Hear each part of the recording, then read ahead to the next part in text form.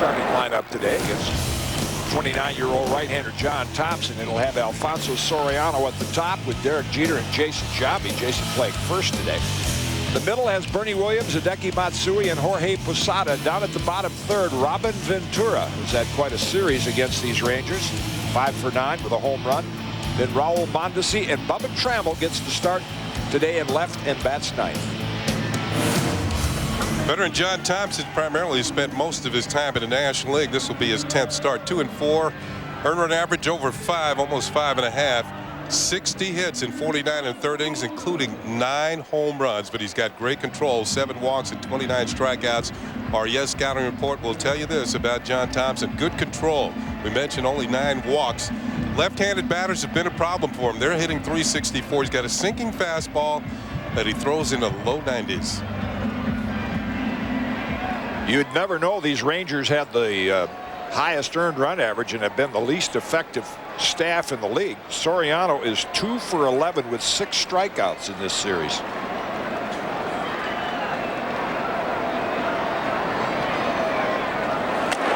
Inside for a ball. What a difference a stadium makes. Baseball, unlike any other sport, has some stadiums that are rather spacious like this one. Inside 2-0. Then the ballpark at Arlington, of course, in that hot weather and with the wind, that's a home run paradise. And this series is an example of this. A lot of long fly balls yesterday that, had this game been played in Arlington, would have been a much higher scoring game. And for a strike, and I say that because you mentioned John Thomson giving up 9 home runs, and he's primarily a sinker ball pitcher. So you know, Yankee Stadium is much more conducive to him being effective than the ballpark at Arlington.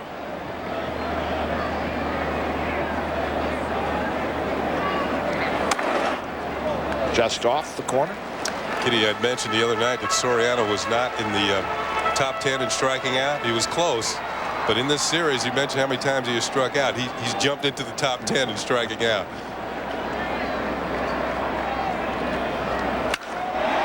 Rips that down the left field line. That'll be in for extra bases. And Soriano has a standing double to lead off the first for the Yankees.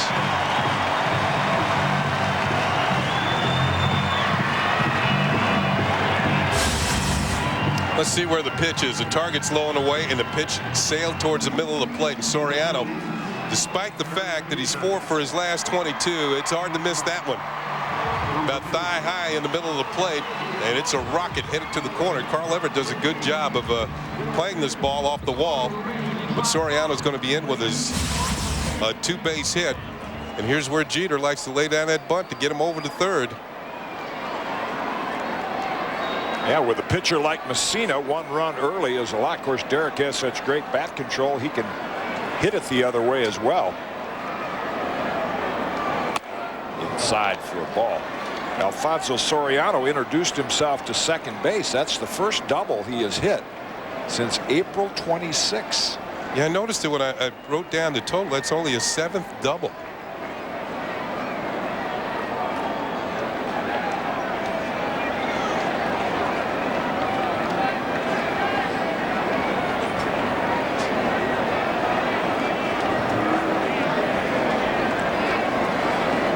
New coaching alignment today. Maz is at third. Rick Down is at first. Willie Randolph excused because son Andre is graduating from college up in, I believe it's Rhode Island. Man, I can remember Andre taking ground balls here not too many years ago. An aspiring young baseball player. When he was a high schooler, graduating today from college. So Willie gets a chance to attend that. Maz will coach third, and Rick Down will coach first. 2-0 to Jeter. There goes Soriano. No chance for Einar Diaz. That was clearly stolen on John Thomson, the pitcher, and the count goes to 3-0. So for a control pitcher, Thompson's having a little problem locating the strike zone. And maybe that fact led to this stolen base because he was really concentrating on throwing a strike instead of Soriano. And Alfonso picks up his 9th stolen base of the year without a throw.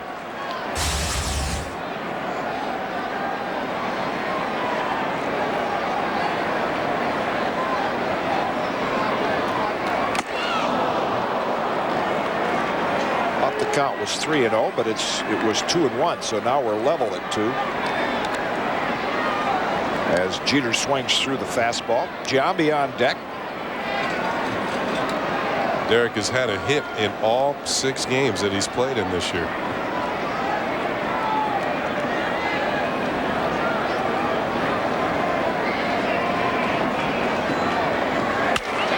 Out towards second, Young. Nice play.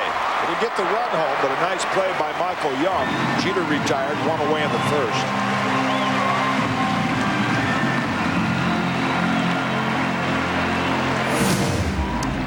Let's see how this at bat went for Derek Jeter. Fastball inside for a ball. Looked like a breaking ball in. Fastball, there's a stolen base. Breaking ball, swing and a miss. And there's the semi-line drive to the right side that's going to score the run. Soriano holding. He wasn't sure if Young was going to catch it on the fly, but instead one hops to Young, the second baseman, and Soriano can trot home with the Yankees' first run. Give Derek Jeter a run batted in. Jason Giambi playing first base today. And you look at the numbers, and I mean, he just is sucking it up and not saying anything about it. But the average at 207, he has had some very good at bats lately. Yesterday, a ball that would have been out of most ballparks, starting to take it the other way. Doubled in game 1 of this series to left field. That pitch inside, 2-0.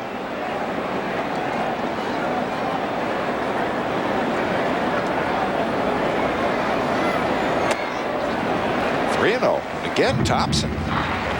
So Kenny pointed out in the scouting report, I mean, he and Mussina, they're 2 of the best control pitchers in the league, and he consistently falls behind. He's thrown 8 balls and only 5 strikes this inning.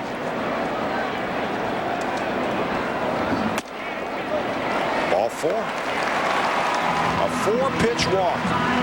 In fact, he's ranked 2nd in the league behind David Wells in control. The only thing you factor into that, as Buck Showalter looks on, is you know, starting in Yankee Stadium and a sinker ball pitcher early in the game, you tend to overthrow a little bit, and if you do that, it doesn't sink and it doesn't get in the strike zone. I would think that John Thompson doesn't have any fear of a ballpark, though. He pitched at Coors Field for the Rockies. I mean, you pitch there, every place else is like Disney World. There are the control leaders, 2 of the Yankees, and Thompson right there in second place. 5 in a row now has missed the strike zone. We saw Mike Maroth on that list for the Tigers, and I think he's 0-8. He and Mike Mussina were tied at one time for the most 1-2-3 innings in the league. But really? But Maroth was 0-7 or 0-8.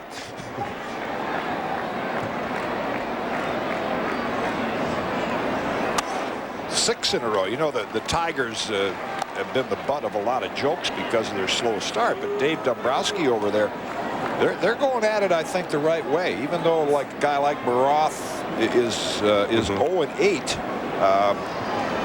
and that's not the John Thomson that's usually pitching for the Rangers. 11 out of the strike zone out of 16. Fouled out of play, 2-1, but they've got some good pitching. They're not scoring any runs, and in the long haul, if you're able to keep your pitchers together, eventually you'll come up with a competitive ball club. Yeah, one of the big time problems for the Tigers is that they can't score. Right. That's well, they've got a pitcher's ballpark there.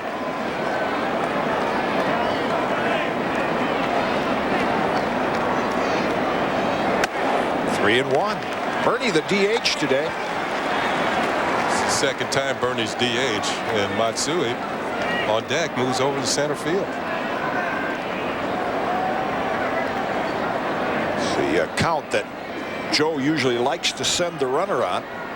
3 and 1 with 1 out. We'll see if he turns Giambi loose here. Nope. Grounded towards short. A-Rod to Young. I don't believe it. That's got to tie some kind of record. That is the 3rd consecutive game that Bernie Williams has entered into a first inning double play. Very unusual. We've played 1, and the Yankees are on the board. They lead it 1-0.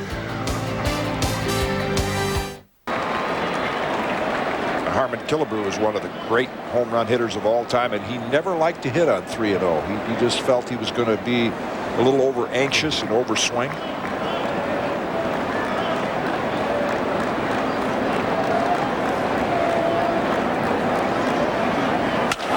Swinging there off the end of the bat. Matsui in center field today, and no sun to contend with. Makes the catch. One away.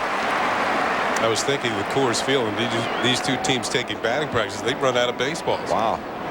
You need hard hats in good hands. Here's a look at Matsui closing the gap in left center field. And almost 10 seasons in Japan he played center, so he's not a stranger to that. But this is his first start in center field for the Yankees this year. Bernie Williams started 41 times, and Charles Gibson in the other contest. Ruben Sierra, the DH, steps in.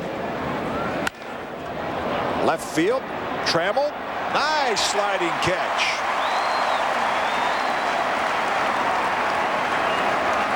A little more difficult than you might imagine, because that ball had a little sinking action to it. And Sierra must be wondering what I need to do to get a hit. He's now 3 for his last 16. That extra base hit that Sierra had in Friday night's game was his first in 15 games. So he's been struggling and robbed of a hit by Bubba Trammell. Here's Michael Young. He's had a good series, and he's having a good year. Rangers second baseman. Strike one. I guess the word on Mussina is you better get him early before he starts throwing that knuckle curve and changeup, because of the 7 hitters, now 5 have swung at the first pitch. That's the advantage a pitcher has when he has the reputation for having good control. Works to his advantage, because you'll get hitters to swing early. Sliced foul down the right field line, 0-2. Yeah, Mike Mussina kind of reminds me of a latter-day catfish hunter with more variety of pitches. Right, a little more natural juice stuff. A little more juice on the fastball. Happy you're with us. Along with Ken Singleton, I'm Jim Kaat. We're in the top of the second with 2 out. Yankees scored 1 in the bottom of the first on Soriano's double, a stolen base, and Jeter's ground ball.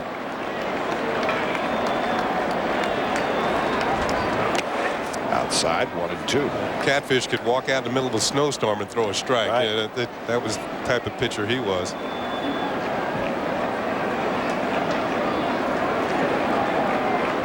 Mike Mussina, starting his 9th game of the year, and the Yankee rotation has stayed intact right here through mid-May. High for a ball, 2-2. 5 solid starters. There's a big series with the Red Sox coming up starting tomorrow. David Wells against lefty Casey Fossum will get that one started.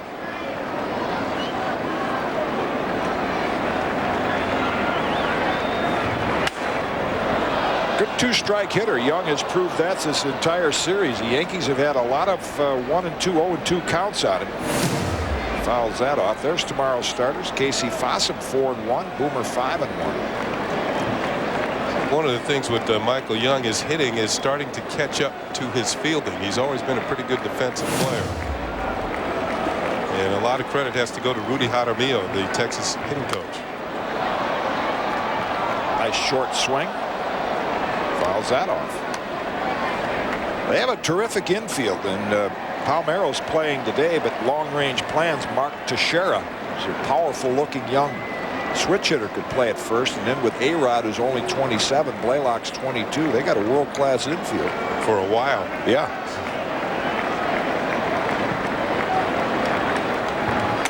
Got him. Came over the top, and that knee-high outside strike. Both innings now. Mussina has finished the inning with a strikeout. We head to the bottom of the second. Yankees on top, 1-0. For the outfielders, ball 1 to Hideki Matsui.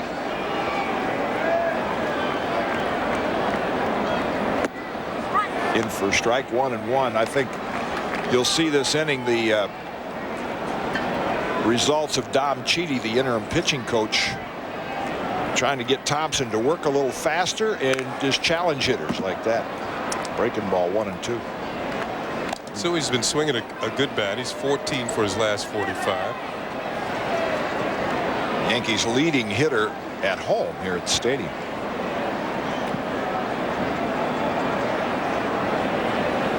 Outside 2-2. Mentioned the scoring yesterday and that long run that Matsui had to make, and if the ball had hit him anywhere but right there in the heel of the glove, it's Howie Carpin, the official scorer. Matsui down on strikes. But you know, we have fun with the scores. They have a tough job. But I said, now you gave a hit to Mondesi, and he said, well, it was a bang play at first base. I mean, if you fielded it cleanly, it wouldn't have been a bang play. But Howie felt that that Matsui could have caught that ball. That was a difficult decision. Most of the Yankees felt it should have been scored a hit. Oh, he saw him play like that, scored a hit in Anaheim when Tim Salmon extended a hitting streak. Posada takes outside for a ball. And I think originally the ball that Mondesi dropped in right field that was off the bat of Salmon was called an error. Then after the game, to extend the hitting streak, they changed it to a hit. 2-0.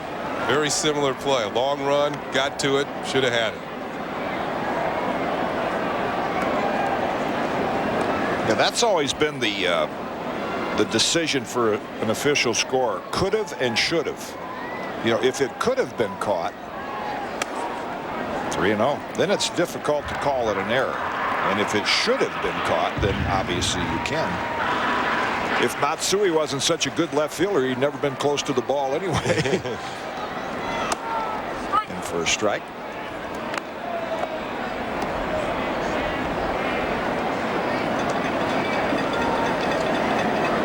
He has played the best left field that we've, at least that I've seen here in the 9 years I've been covering the Yankees. Breaking ball there on 3-1. The count's full.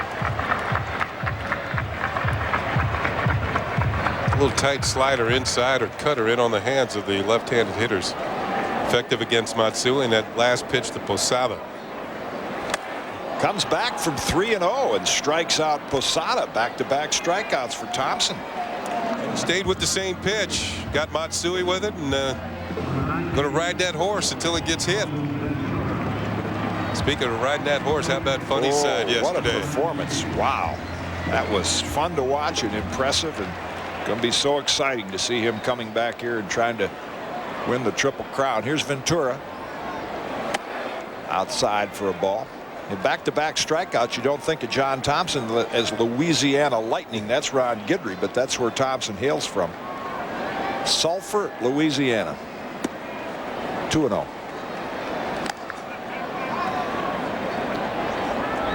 I bet you there's more people in attendance today that are in Sulphur, Louisiana right now. Maybe in the whole county. Check swing foul, 2-1. Well, we have a good crowd here at the stadium. Close out the homestand. Yankees go on a brief road trip to Boston and return next Thursday against the Toronto Blue Jays, another division rival. Look out. Whoa. Jackknifed out of the way, and another 3-1 count. The Rangers will go home, and they'll get a chance to play Tampa Bay and Baltimore. They have yet to play those two teams. Might be one of the reasons they're 6 games under 500. It's bat day. Thompson thought he might have had a strike there, and that's ball 4 to Ventura. When you're not consistently in the strike zone, you're not going to get a lot of those close pitches. Just fired down the rosin bag. Not too happy with a 2-out walk to bring up a hot hitter in Mondesi. That's it. Yeah, I think that's a Robin Ventura model.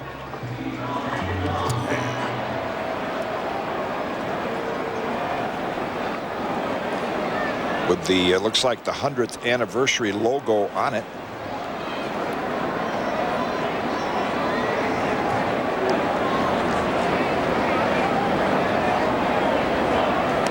Nice block by Diaz. He's about as good as there is at blocking balls like that. Really shifts his body. Got nice quick feet. got those quick feet because he first started as a pro as a third baseman in the Cleveland organization. They converted him to a catcher.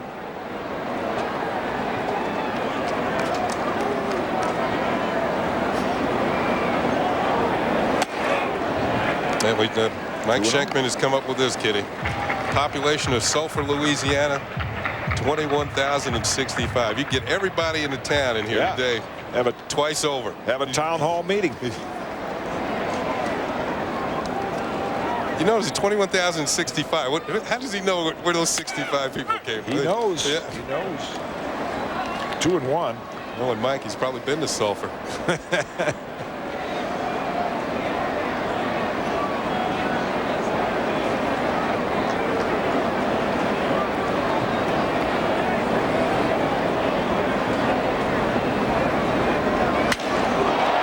Straightaway center. Donnie Sadler's there. And he'll put it away. A couple of strikeouts and a fly out sandwiched around a 2-out walk. 2 have been played at the stadium, and the Yankees lead it 1-0.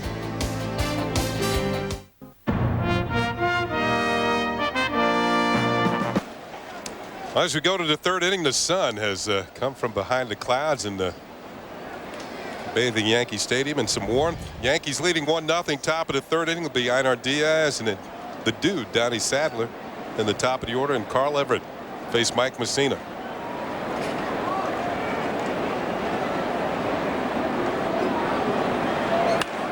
Bunt attempt. Mussina bounces off the mound, bare hands, throws, and Diaz is out.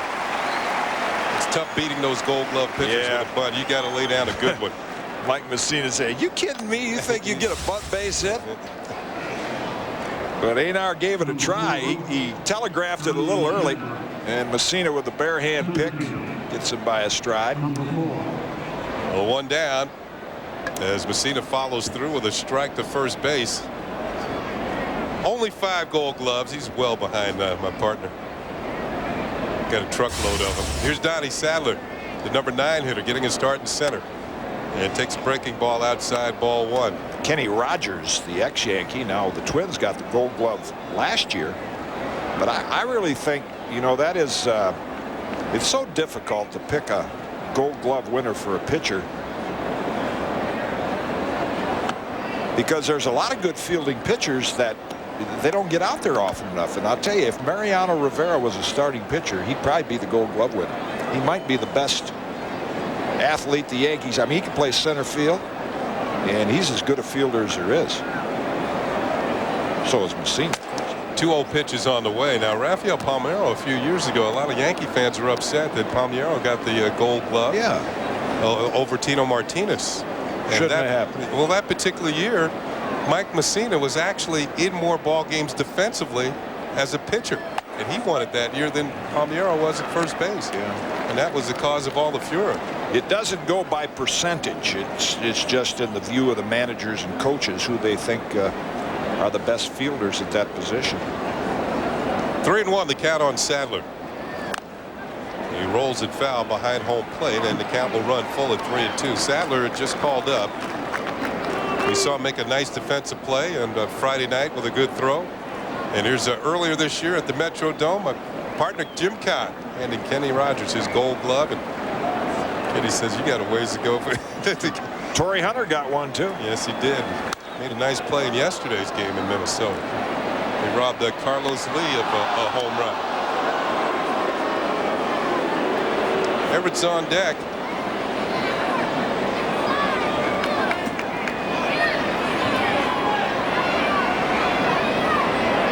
Sadler has fought the count full.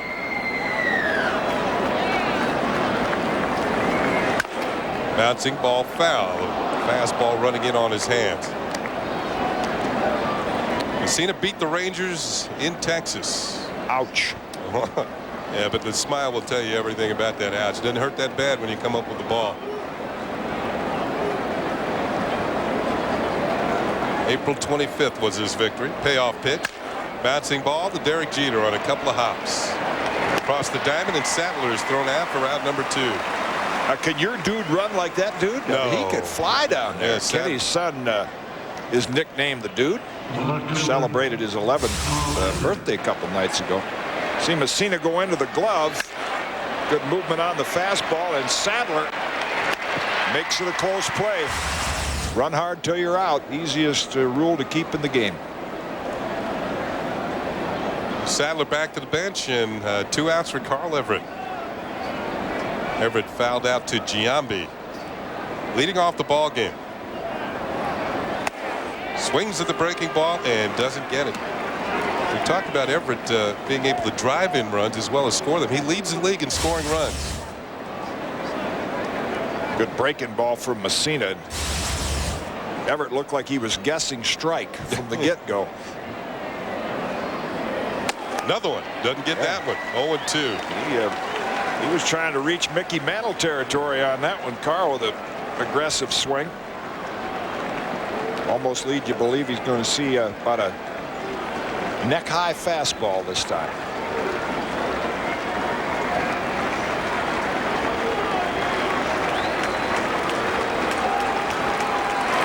Fastball over the inside corner for call strike 3, and Everett knew it. What a great pitch. So for the 3rd consecutive inning, Mike Mussina closes the inning with a strikeout.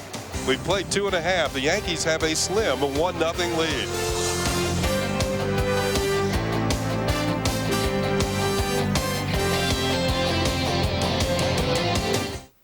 Back to excellent crowd on hand, and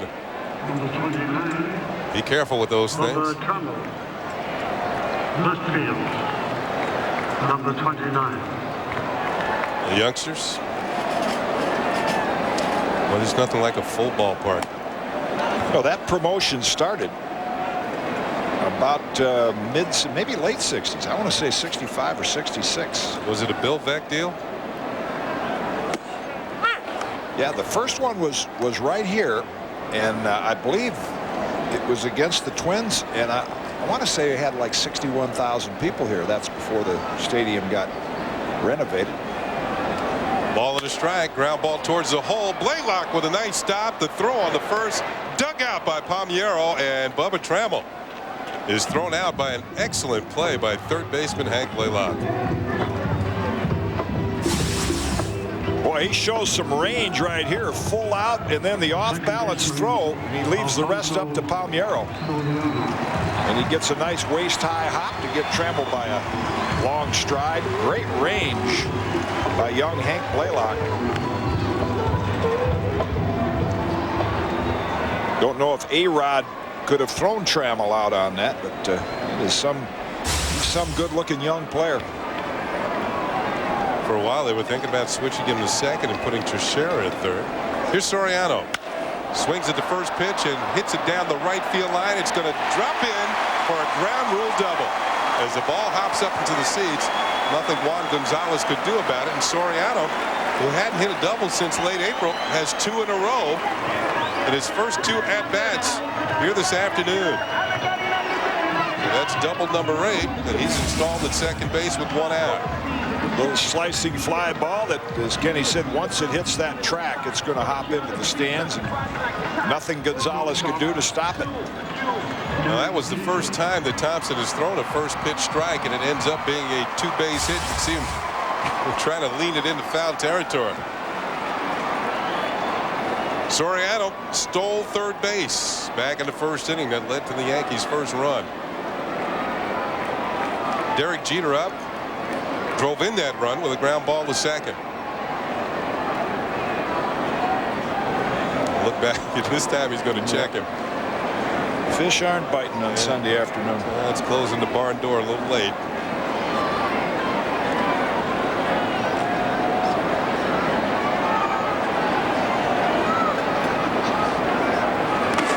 Nice stop by Arnar Diaz. You're right, Kitty. Quick feet, quick hands, good catcher. Buck Showalter said he's the best he's ever had on any teams he had at blocking balls. And, you know, he's got the right size. He's not big and bulky like a lot of catchers, and he can really move quickly.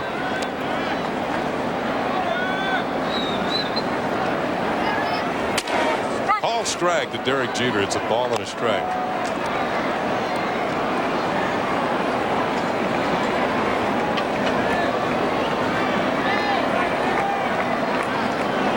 Yankees looking to increase a 1-0 lead here in the bottom of the third. Jeter fouls it off. This time Thompson is paying a lot more attention to Soriano at second. Talk about Diaz not being too big. He's 5'10", 195, and that's an indication of how much bigger and stronger the players are these days. Mickey Mantle was 5'11", 195. Well, you look around the infield and everybody else is bigger than him, bigger than Diaz. Jeter swings and misses and has struck out. 2 down. Thompson picks up his 3rd strikeout, all swinging.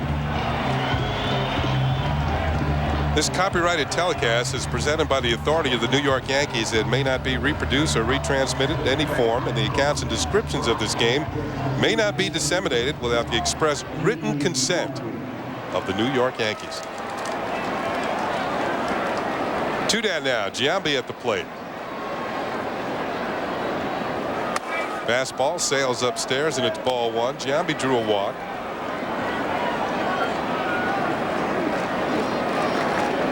Trying to get that first protracted hitting streak going. He shows signs every once in a while.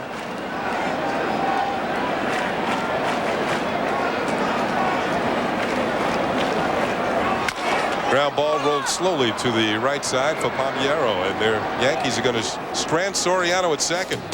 3 innings have been played at Yankee Stadium. Yankees trying to salvage the final game of a series. They lead 1-0. Top of the 4th inning. Time for our Aflac trivia question of the afternoon. And it's a good one. Rafael Palmeiro has hit 30 or more home runs in 8 straight seasons. Who holds the major league record for consecutive 30-plus home run seasons? Think of somebody who's hit 500 or more. Hank Blaylock takes a pitch down low for ball 1. Blaylock popped out to Jeter in the first. Got a 10-game hitting streak going.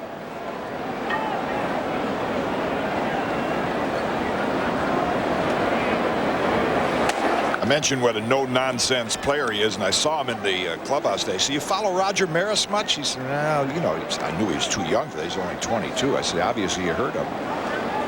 I said, you remind me of him. Oh, really? Why? Almost in defiance, he said, why?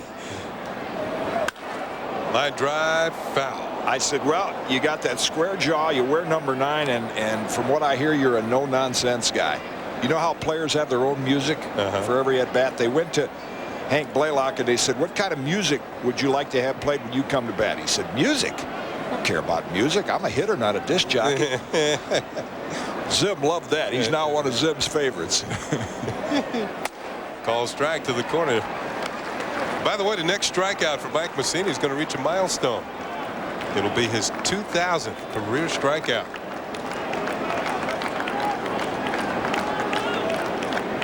Maybe that's why the Rangers are swinging at the first pitch. That was just outside. 7 of 10 hitters have swung at the first pitch. Of course, the Rocket pretty soon will close in on 4,000.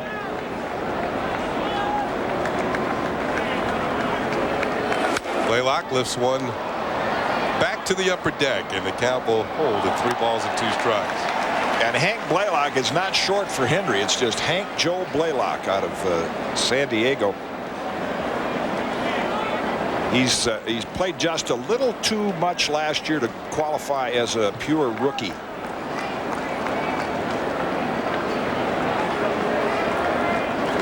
Once again, the payoff pitch. Strikeout number 2,000 for Mike Mussina in his career, his 4th of the afternoon. And he becomes the 60th pitcher in Major League history to come up with 2,000 strikeouts. And they've got it on the scoreboard here at the stadium. And he strikes out the league's leading hitter. That's a good way to do it. Get number 2,000 against the guy hitting 360. And you can hear the Moose calls raining from the stands here at the Yankee Stadium.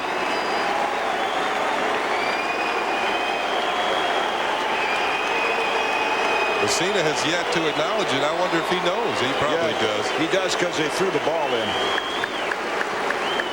I think he pays attention because he's saving as souvenirs every 500 innings he pitches. I think he's now up to what, 2,500 innings plus. So every 500 innings he's going to save that ball, and probably every 500 strikeouts. He's given up 1 hit. Alex Rodriguez had it in the first inning. Rodriguez broken 0 for 14. Swing and a miss. A ball and a strike. Knuckle curve. Well, the moose is loose.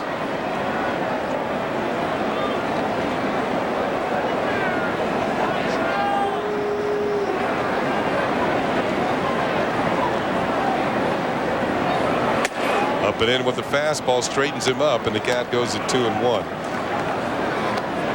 Alex Rodriguez among the top home run hitters in the league with 11. Going with the shades this afternoon. Yeah, he's cool. There's a call strike. He probably has the shades that brighten it up. You know, the designer sunglasses that the players use. There's several different shades. The gold, sort of the gold tint. And golfers will use the same one. They actually make it brighter on a gray day.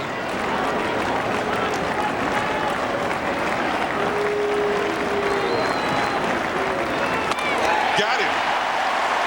2001. A strikeout odyssey. Number 5 on the afternoon.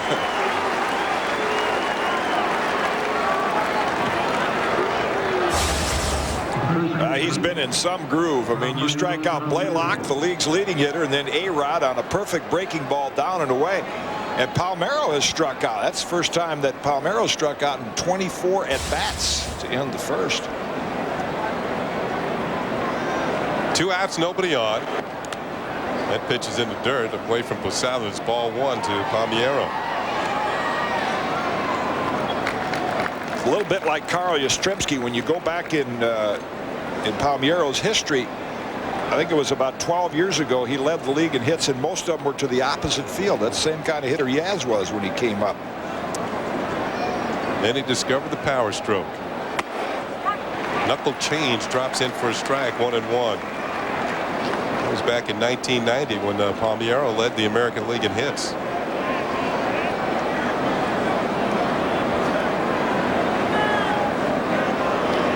.27% of them went to left field.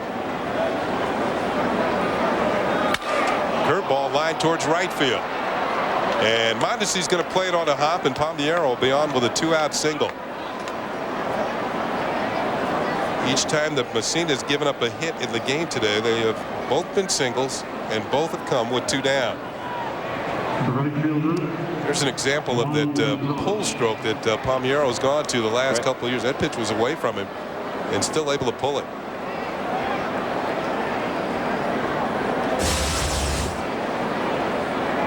One of the sweetest swings you'll ever see. Man. And in college, back-to-back sweet swings. He and Will Clark hit back-to-back. Mississippi State. Juan Gonzalez takes a pitch in for a call strike. Gonzalez flied out to center fielder Hideki Matsui in the second.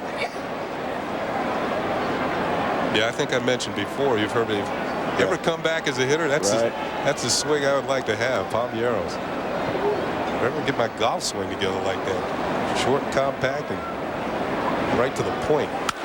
Pitch is fouled back. This is going to go over the Yankee dugout and into the seats. It's 0-2 on Gonzalez. See, I think ex-big league pitcher Bobby Thigpen, who was a great closer for a while, he has one of the coolest things to brag about. At Mississippi State, there's the scouting report on Juan Gon. Likes the ball out over the plate. Mistakes will go a long way. And what a question mark. Future Hall of Famer. Bobby Thigpen hit 5th at Mississippi State behind Will Clark and Rafael Palmeiro when he played right field as well as pitched. Just got a piece of it. Those long arms that pitch out over the plate. Gonzalez stays alive. Now Bobby Thigpen holds the single season record for saves, right? The 57. Yeah, with the White Sox. Yep. But in college, he was a hitter, a right fielder, and hit behind those 2 great players. Gonzalez at the plate, 418 career home runs. 0-2 pitch is hit high and deep to left center field. Matsui back, looks up. This one is gone. A home run for Juan Gonzalez. And the Rangers take a 2-1 lead. Tried to get the high fastball by him. And that is the first home run this year that Mussina has given up to a right-handed hitter. And what's disappointing from Mike's standpoint, you see where Posada wanted it, is that it came on an 0-2 pitch. And Gonzalez takes over the league lead by himself as Ruben Sierra will come up. So the Rangers have struck with 2 outs.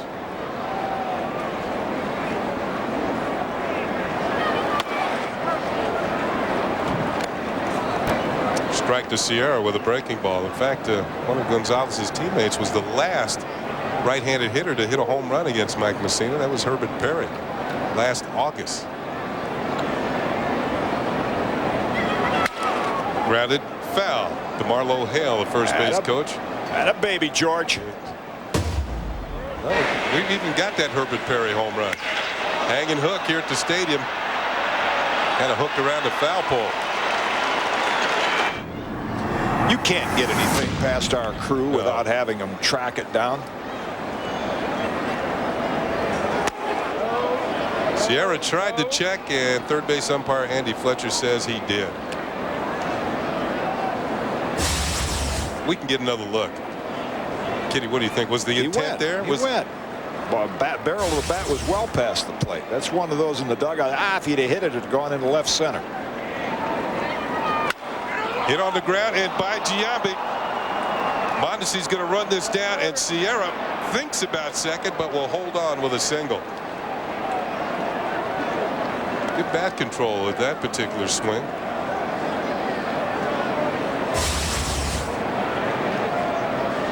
Three straight hits for the Rangers with 2 outs. Nice effort by Giambi. Can't reach it.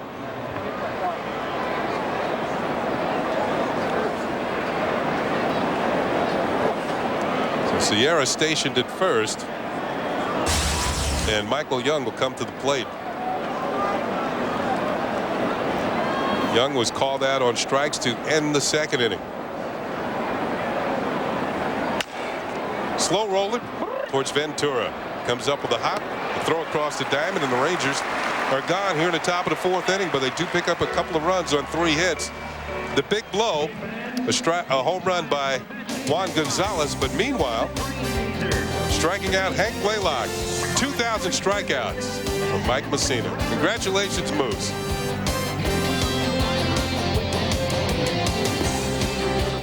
Williams will lead it off. Bernie ended the 1st inning with a double play, grounding into a double play as he has the previous 2 games. John Thompson now with a 2-1 lead deals a strike to Bernie Williams.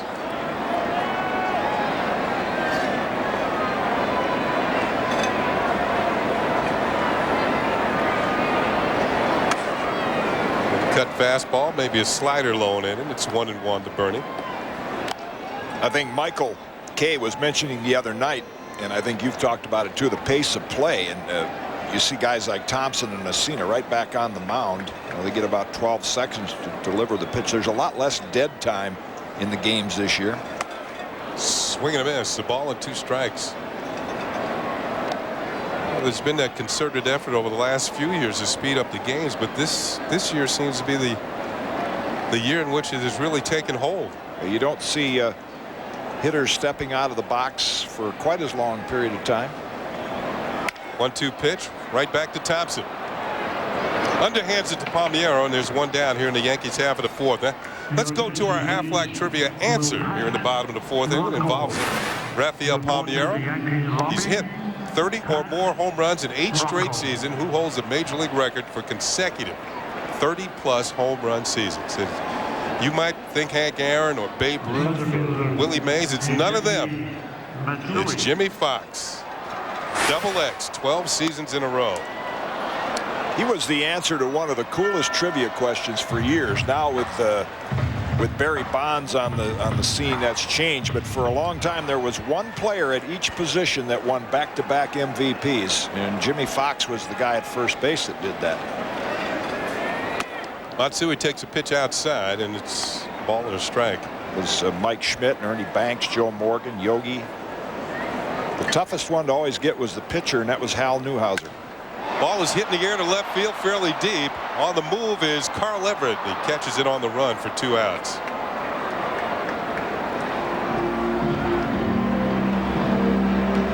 Everett was bothered last year by knee problems. I think he's more or less over that.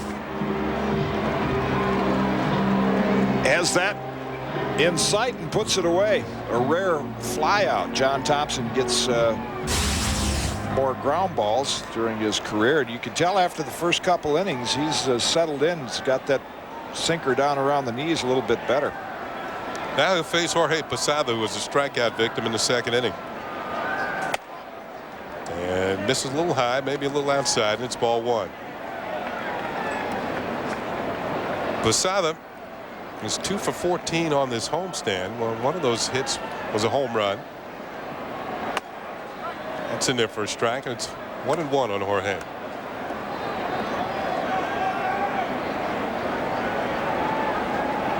Jorge Jr. was out here the other night taking a little batting practice. Yeah, it was good to see. Line drive. This will be over the tarp into the seats and a foul ball. Ball with 2 strikes.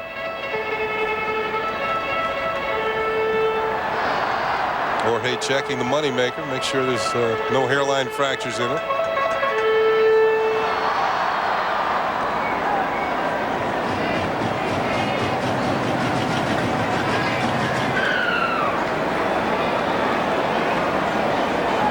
Slow curve is outside. 2-2. Seems like the crowd is poised to let loose with a thunderous ovation. Ground ball, bouncing ball to second. Young does the honors, and the Yankees go quietly here in the 4th inning. Nothing across against John Thomson. We're going to go to the 5th inning. The Texas Rangers lead the Yankees by a score of 2-1. Thanks, Fred. We head to the top of the 5th here at the stadium. Rangers lead at 2-1. And Einar Diaz will lead it off.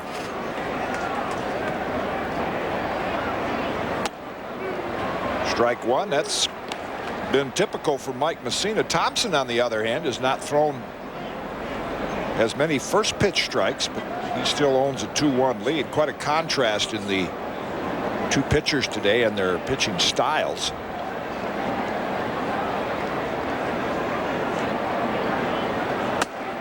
Oh for a ball. Mussina has thrown 12 of 17 first pitch strikes, and most of his outs are strikeouts or air outs. 9 of the 12 in the first 4 innings. Thompson, on the other hand, 7 of his 12 on the ground. He's a sinker ball pitcher.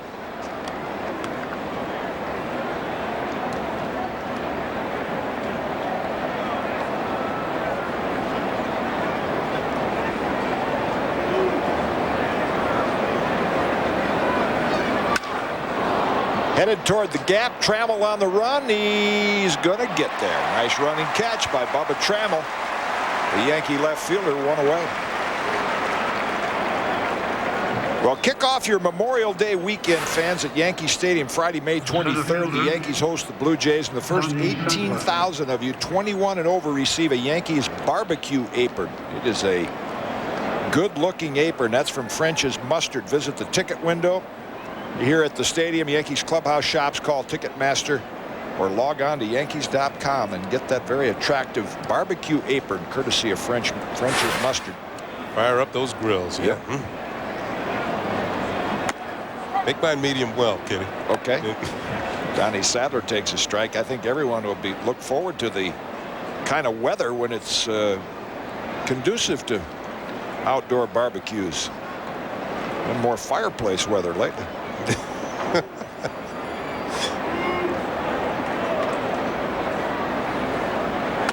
Good breaking pitch. 0-2 to Sadler. Sadler's one of those type of players that managers like to have. He can play the infield, can play the outfield, pinch run, play decent defensively just about everywhere. Yes, he did. And Sadler down on strikes. 2002 for the Moose. He's closing in on it this year, isn't he? One thing Sadler did on that strikeout, you don't want to do as a hitter. When you try and check your swing, well, they've got the players' pictures out there. If they got a Donnie Sadler, yeah, they do. Wow. How do they do it? He just got here a few days ago. Checking that roster.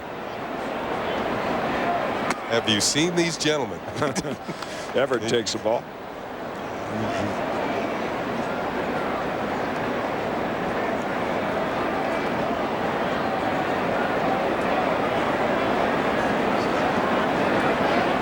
In the dirt, 2-0. Yeah, Sadler really was the most valuable player in the Friday night game because he threw out Bernie Williams at home. The Yankees would have won that game. And he gave the Rangers a chance to come up. Hank Blaylock hit the bases loaded double, and the Rangers won it in 12.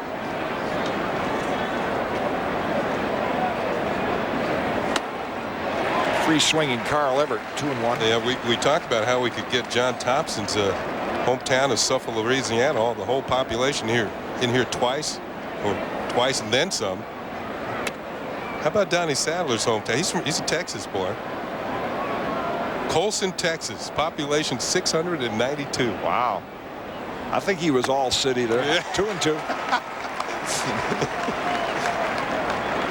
Not always easy to be all city. You know, when Fran Tarkenton came here and played quarterback for the Giants, he was pretty good, but he never was all city because Joe Namath was also here. Yes, he was. 2 Hall of Fame quarterbacks. Full count to Everett. He lays off the high fastball.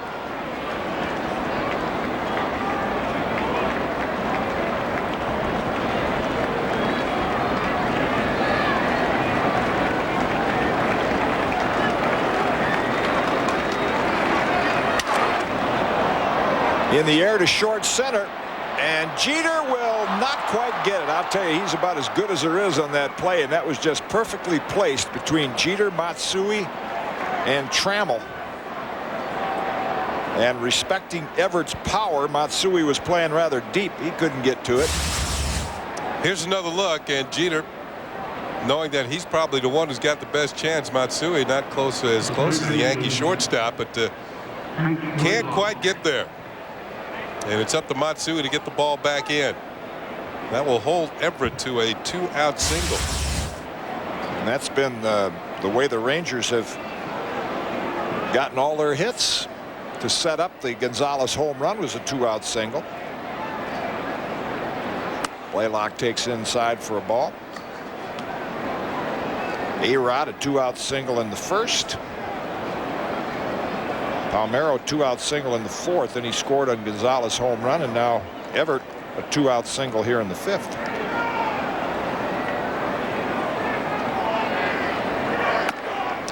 It's interesting how Buck Showalter uses his young infielders. Hank Blaylock didn't play yesterday afternoon. He played in the opening game of the series. He didn't start against Andy Pettit. He's hitting well over 400 against right-handed pitching, but just an even 200 against lefties. So Buck is trying to place him in there where he can really do some damage, and the result has been good. Rips that, but just foul. DeMarlo Hale going to question Darryl Cousins on that. Got down there so fast. That was tough for Cousins to see. Rangers thought it might have been fair. And on the other hand of the ledger, another young infielder, Mark Teixeira, the switch hitter, has been hitting better against left-handed pitching. So Buck Showalter uses him against lefties, and it gets him in there occasionally against right-handers that he think he might be able to handle. In the air to center, fairly deep, but Matsui's there. Everett forgot how many outs there were, and he's barely got to second base.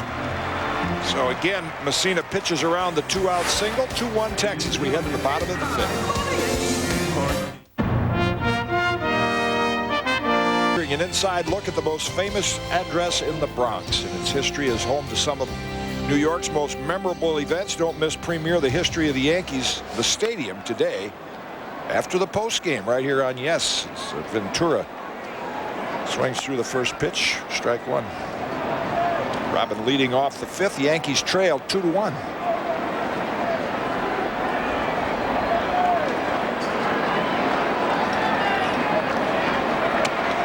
Just inside, 1-1, as you saw that shot from behind home plate moving up into the batter's circle. That's one of the differences in the stadium from years ago. That's where the pitchers used to warm up before the game. That's in for strike 1 and 2. Kind of right next to each other. Right. Just you know, one over here, one over there, because that from there down this way slopes downhill. Good swing there, fouled straight back, still 1 and 2. Could you look over every once in a while and see if the opponent had good stuff? Well, you know what was more intimidating than that, especially when you're a young pitcher coming in here, and I remember warming up next to Whitey Ford, and you know, you'd get the ball back and just you'd glance into the Yankee dugout, which was a mistake. In the dirt or low 2-2, because then you'd see over there with their arms crossed, you'd look over there and there was Mantle and Elston Howard, you know, looking at you warm up saying, this kid ain't gonna get by with that stuff, man. In the air to right center, playable for Sadler, and the Rangers center fielder puts it away, 1 out. That is 6 and 7 in a row since the Soriano double, retired by Thompson. And the Rangers had a nice stretch out of their bullpen yesterday. They retired all 12 batters they faced. Kind of shut the Yankees down. Didn't have a chance to score late in the ball game. Yeah, and isn't that an oddity for a team that had the most ineffective bullpen in the league up till yesterday? Mondesi skies it high near the Ranger dugout. Blaylock looking up, but this will find the seats. Strike 1. And that matched the longest string out of the bullpen of retired batters by the Rangers bullpen since the club moved to Texas in 1972. Wow. Well, like Buck Showalter said, he's in this ballpark, and if I can get to my quality guys like Schaus, who's done a good job, and Cordero, and then Urbina, that relief pitching is a lot better than the statistics sheet says. Deep center, Sadler's there. Sounded good to the crowd, but plenty of room out there for the Rangers center fielder, 2-way. A lot of air outs in this series.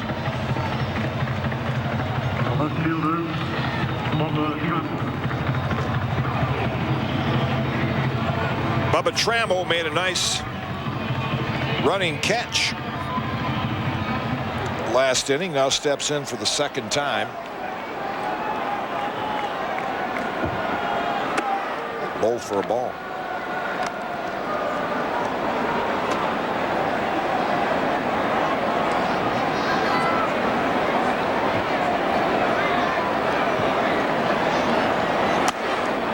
Checked in time, 2-0.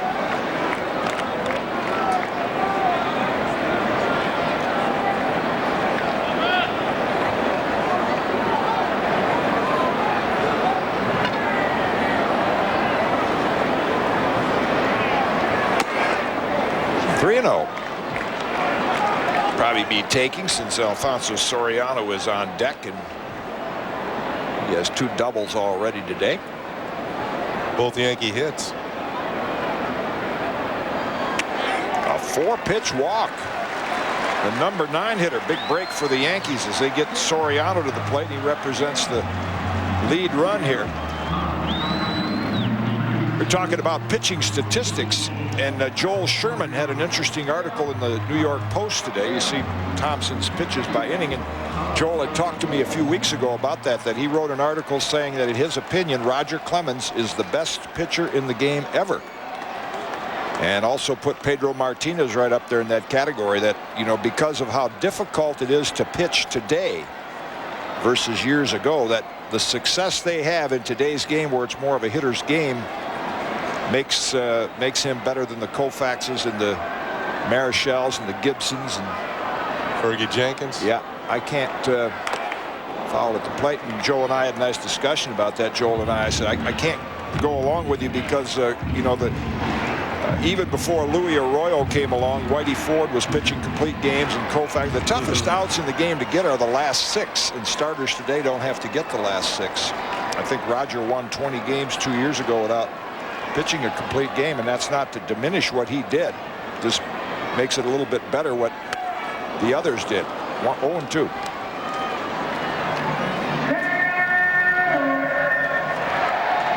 There's Joel Sherman of the New York Post.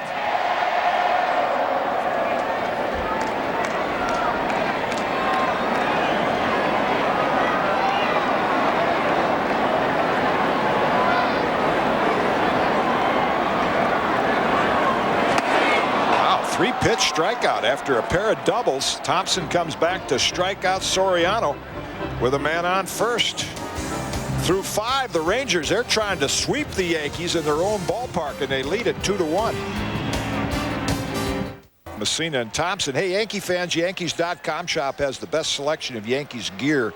Includes caps, pullovers, lots more. Visit Yankees.com and shop online today at the official site of the New York Yankees.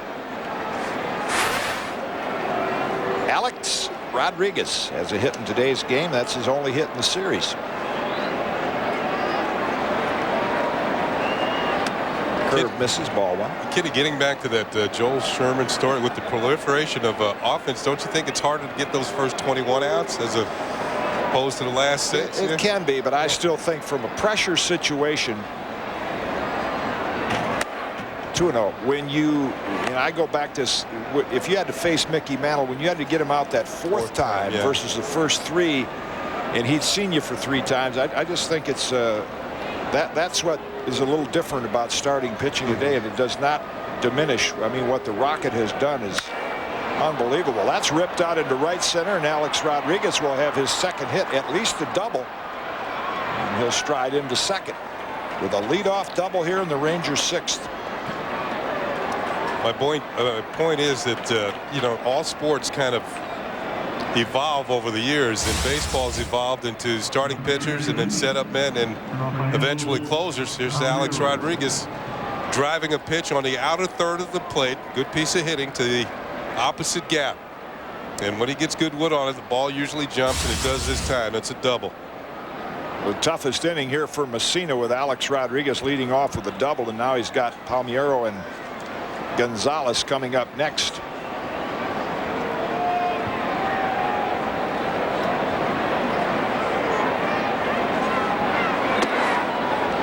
For a ball. It's not the fault of today's starting pitchers that it's played that way. Can't penalize them for it, but I just think what Koufax and Gibson and Marichal did, Jim Palmer, who played behind, what did he pitch, 29 complete games one year? 25 of them. Yeah, 25.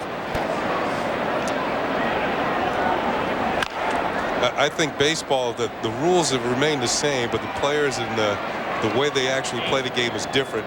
I think in other sports like basketball, the rules of the game have kind of changed, with three-point line and all that sort of thing, and the players, of course, getting taller and closer to the rim. So that to get the game more exciting, they put that three-point line in. So that's how basketball has changed. Football's changed because the player's so big and fast. I mean, right. Baseball's evolved into more of a power game. Players bigger and faster here as well. 2-1. Palmeiro has 10 home runs. He's not hit particularly well with runners in scoring position. It's kind of a home run or nothing. Plus, they probably pitch a little differently to him. He's just hitting a bit over 200 in these situations.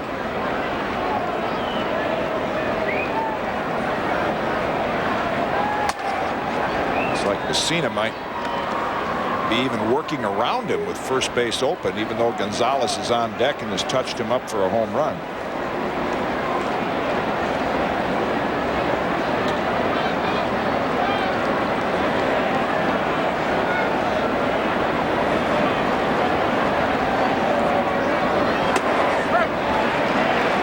They didn't even that was a strike, but I mean that was more of a pitch you'd throw on when you were ahead of them. That was a perfect changeup on the outside corner. So he's not going to give Palmeiro anything to drive here with first base open. At least he's going to try not to.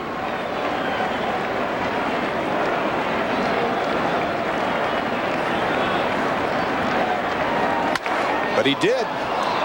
Down in the corner. Mondesi will play it out of the corner. Palmeiro heading for second. Here's the strong throw. Hey, safe with a fadeaway slide. Jeter's going to take up the argument with Mike DeMuro. A pretty crafty slide by Palmeiro, and Mussina did not get that pitch where he wanted it.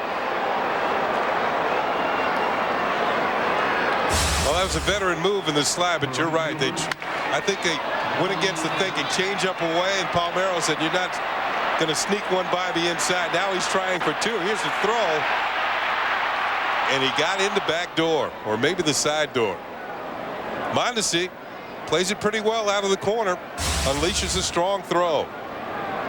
3-1 Rangers. Here's Gonzalez, still nobody out. That was a veteran slide. Yeah.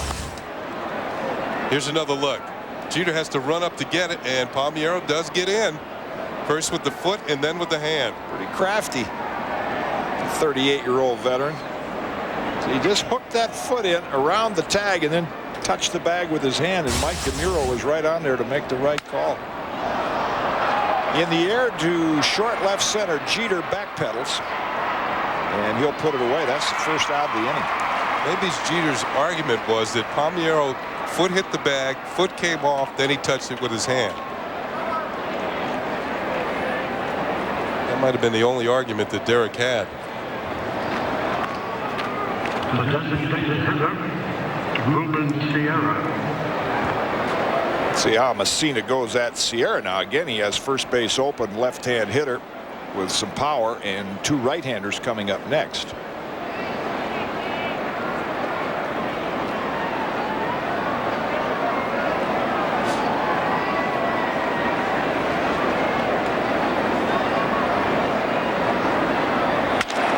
Pulled it toward Giambi. Make the play himself. Palmeiro advances to third. 2 away. I got to believe the pitch to Palmeiro was not where Mussina wanted it, because when a 3-1 count and a hitter of his caliber, if you throw him anything for a strike middle of the plate in, most of the time you're rubbing up a new one. He got by with just a double in that one.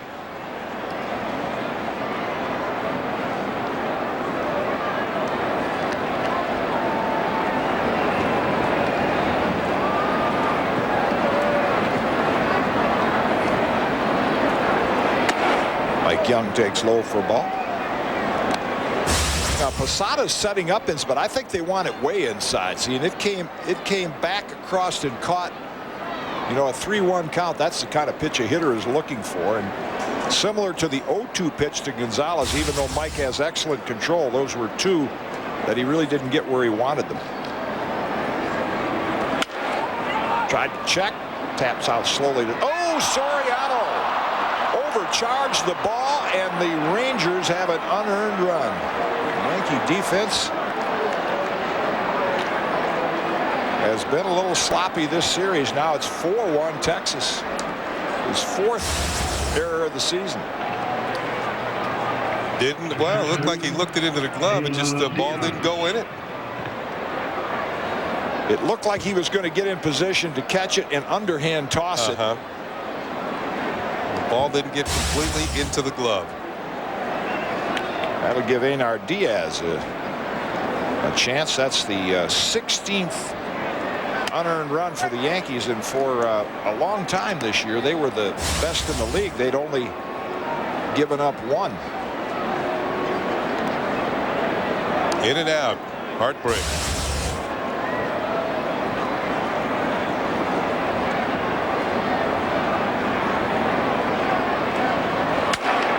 Popped up, playable in the infield. Giambi is near the mound, and he'll make the call. And the catch. If the Rangers pick up two more, a pair of doubles, a Soriano error, head to the bottom of the sixth at the stadium. A little hill to climb for the Yankees. They trail 4-1. It's Yankees baseball on Yes. Tomorrow, it's a melee at Fenway as the Red Sox and Yankees get it on for a 3-game set. Join Fred Hickman for complete pregame coverage tomorrow starting at 6:30 only on Yes. Now the Yankees Coming to bat in the bottom of the 6th, down 3. Today, after the postgame on Yes, stick around for the story, the most famous address in the Bronx on the history of the Yankees, the stadium. And that'll be followed by a look at the life and career of Yankee great Mariano Rivera on the Emmy Award-winning series Yankeeography. That's the history of the Yankees, the stadium, and then it's followed by Mariano Rivera today after the postgame right here on Yes. Mariano, the feature on Yankeeography. Boy, that's a very popular series. Jeter takes low for a ball, and I'll tell you how popular it is. I went in the Ranger clubhouse yesterday. Alex Rodriguez was actually talking about the Yes Network and television, and about how Jeter takes low for a ball 2-0, how other teams are going to copy that, but he loves to watch the Yes Network, sees a lot of the features, the Yankeeography. Little Mike and the Mad Dog.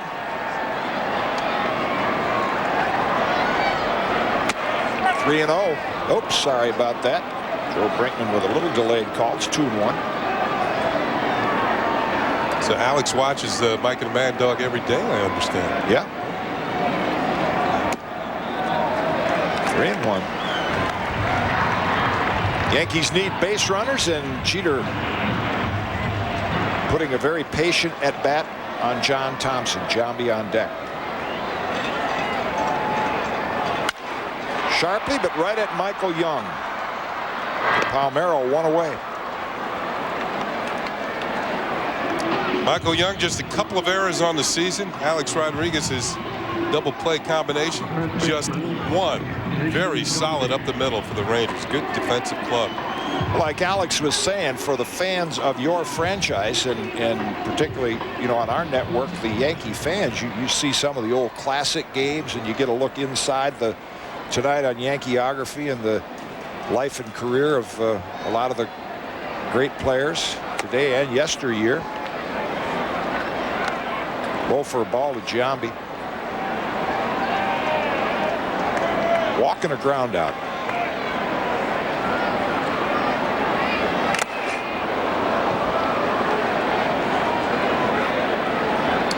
One and one. Not quite the extent of the shifts we've seen against Jambi. Well, we've seen Anaheim move that shortstop over. David Eckstein was playing on the right side of second base. Alex Rodriguez almost behind it. Same pitch, fouled off, 1-2. Now they're pounding that ball in on him, and plus they probably figured with the range Hank Blaylock showed us earlier in the game, he could play over there and still get to a ball between third and short, as can A-Rod.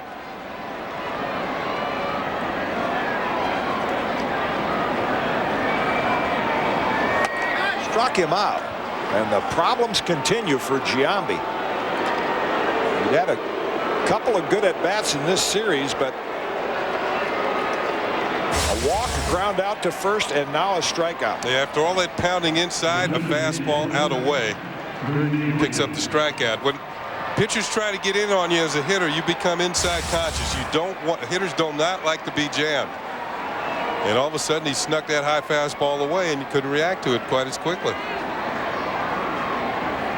Here's Bernie with 2 outs.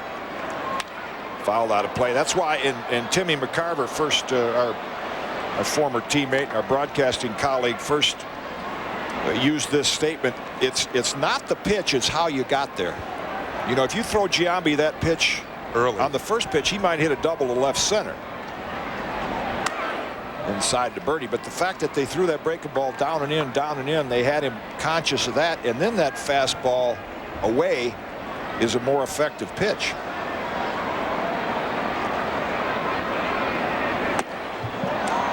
Good sinker there, or change up, and it's a 1-2 to Bernie. And the way hitters actually get hits off pitchers, you know, they try and set up a certain pitch to put away, and all of a sudden they don't get it where they want to. And that's why you come up with a base hit.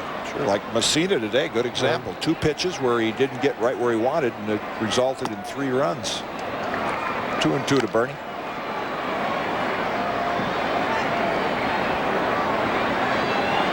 Some games you make 10, 12 mistakes as a pitcher and get by with it. And then against good hitting teams like this, you make 2 and they make you pay.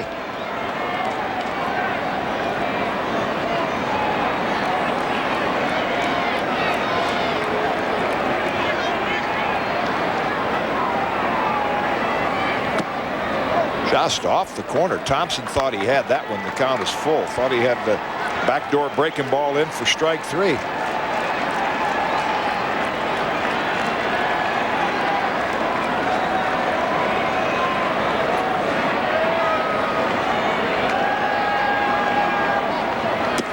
Lost him. Bernie Williams draws a 2-out walk. That's 2 innings in a row that Thompson has issued a walk with 2 outs.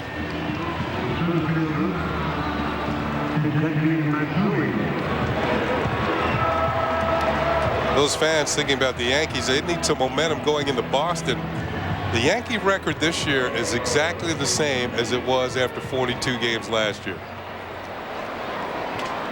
Got off to such a fantastic start that it doesn't seem like they're playing winning baseball. The difference is last year they were 2 games behind the Red Sox. Coming into today, they're 1 game ahead.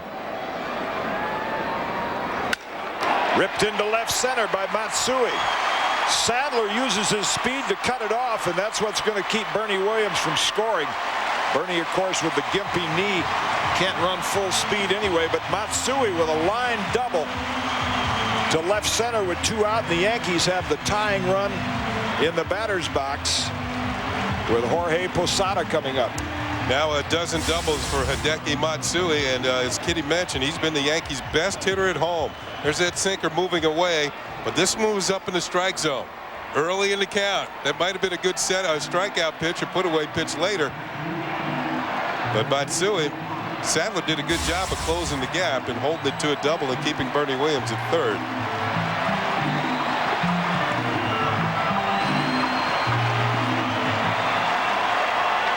Yankees have the man they'd like to have up with runners in scoring position, Posada.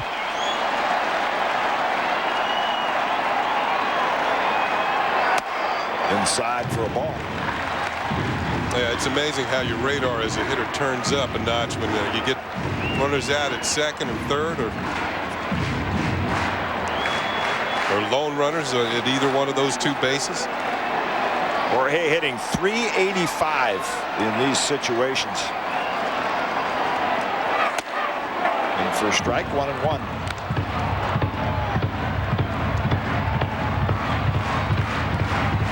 Todd Van Poppel begins to loosen in the Ranger bullpen.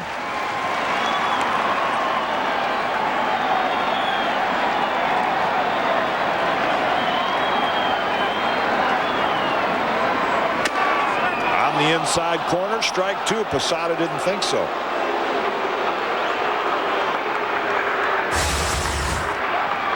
Get another look here. And did have the corner. And Diaz did a good job of receiving it too. Pulled it up a little bit to get the little extra height on that pitch. Might have been a strike anyway. Here's that. Yeah, it was. Kitty came across the front knee. Looked through the cat. You know, when he catches it looks low, but it wasn't.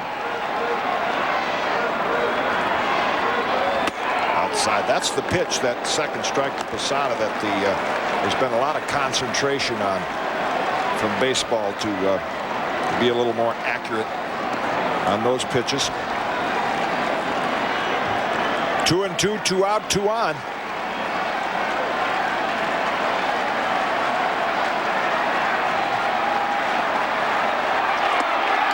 Struck him out. John Thomson with a couple of big inning-ending strikeouts. Soriano in the 5th, now Posada in the 6th. After 6, still 4-1 Texas.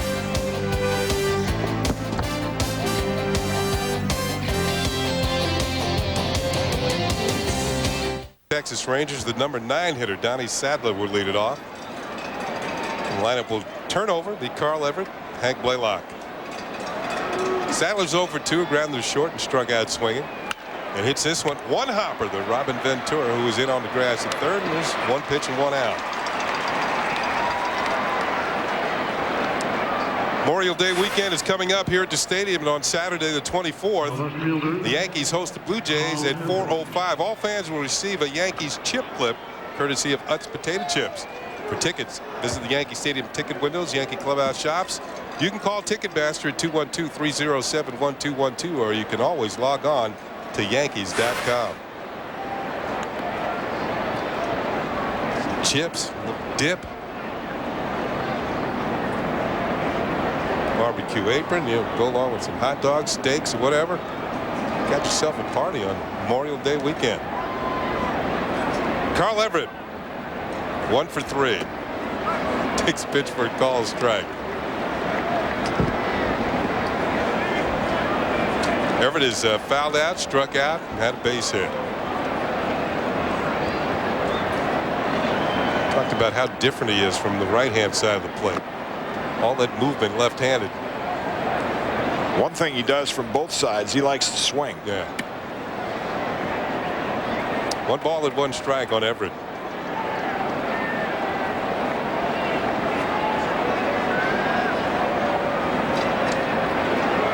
Like he's in a marching band.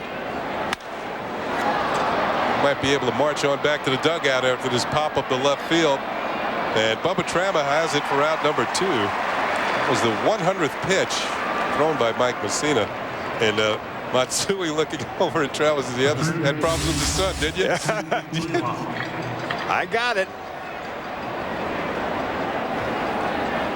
If you missed yesterday's game, Matsui lost one in the sun. Talking to Bernie Williams today, said they now what Matsui's going to do is point if he can't see it, because Bernie said he could have come over and caught that ball yesterday. Blaylock files a pitch out of play. Instead of learning to say I can't see it in Japanese, he right there. What Bernie said, from now on, if you look up and you can't see it, just point, and I'll see you pointing, and I'll come running over and bail you out. He's got that kind of speed. Outfield communication. Blaylock takes a pitch for a strike, and it's 0-2. The league's leading hitter is 0 for 3. In fact, back in the 4th inning, he became Mussina's 4th strikeout of the afternoon and the 2,000th strikeout of Mike Mussina's career.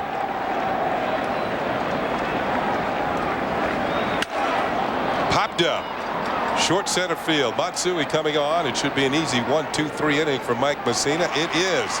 Rangers go quietly. We're headed to the 7th inning stretch. And as the fans rise to their feet here at the stadium, let's listen to the voice of Yankee Stadium, Bob Shepard. Would you please rise? Now please offer a moment of silent prayer as we remember the service men and women who are stationed around the globe. And also Boston, bottom of the 3rd, Manny Ramirez with the bases clear gets to John Lackey, his 6th home run of the season, into those new monster seats out there. So the Red Sox trying to salvage the final game of this series, leading now 5-1 in the bottom of the 3rd. The Yankees in town tomorrow. David Wells and Casey Fossum. More in the post-game show, but now back to the fellas in the Bronx. Thank you very much, Fred. Red Sox seem to have that one in hand. The Yankees trying to get back into this one against John Thomson. Bat day crowd on hand. Yankees trailing 4-1. Thompson has allowed the Yankees 1 run on 3 hits. Bottom 3rd of the order for the Yankees: Ventura, Mondesi, and Trammell. And the first pitch is downstairs for ball 1. Ventura has walked and flied out to center field. His average at 293 on the season, nearing that magical 300 mark for a hitter. And a good swing and fouls it back. Robin has had 1 300 season in his career. He hit a few years back. He hit 301 for the Mets.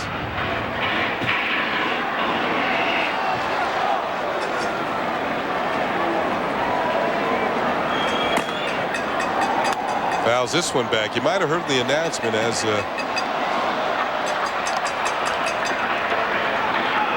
we see a good crowd on hand. 54,942, almost 55,000 here at the stadium today. Great to see. Call, strike 3. Ventura is gone. 7 strikeouts now for John Thomson. About that, almost all ground balls the first 4 innings, and now he's picking up strikeouts. Soriano got Jason Giambi, and Posada now gets the backdoor breaking ball into Ventura. That will tie his season high in strikeouts. Struck out 7 Oakland A's back on April the 8th. Here's Mondesi.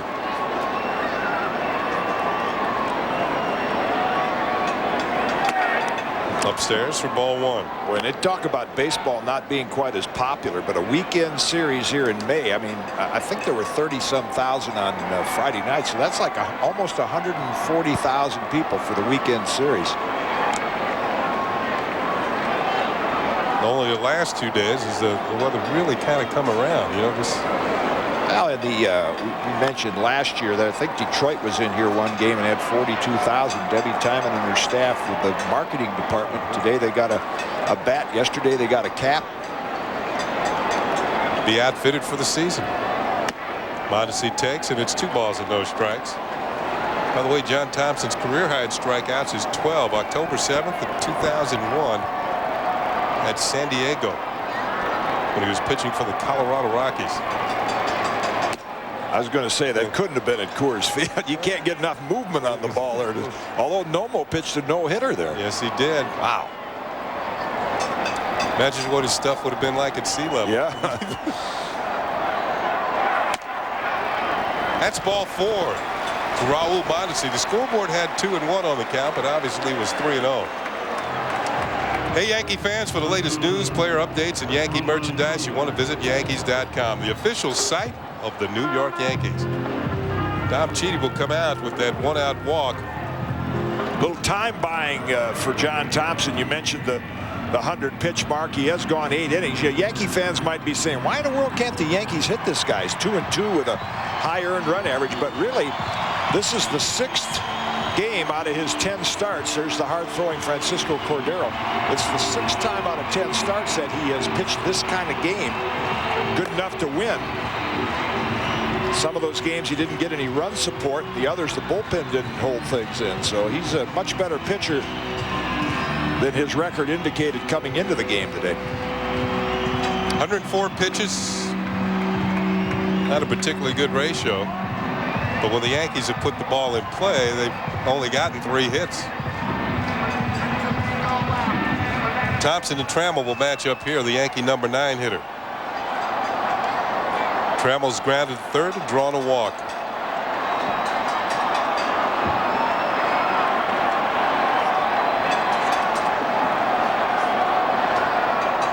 We'll check on Mondesi.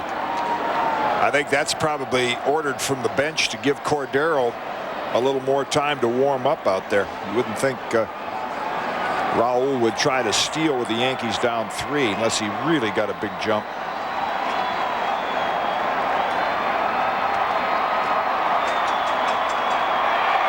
Trammell takes inside, ball 1. By the way, Texas Rangers in their history have never swept a series at Yankee Stadium. And Buck Showalter, coming back to the stadium, would be the only former Yankee manager to come up with a sweep his first series back at Yankee Stadium. Check on Mondesi. It was Dick Hauser. Did it with the Royals back in June of 1982, but that was a rain-shortened 2-game series. The Royals won both games.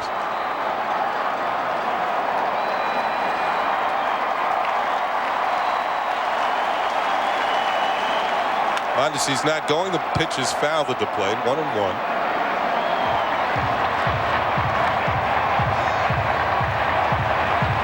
We're in the 7th inning with Texas up 4-1. The Yankees scored the first run of the game in the first inning, and the Rangers scored 2 in the 4th and 2 in the 6th. Here's the last sweep by Texas, but it was down in Texas, April 6th through 7th at the ballpark in Arlington.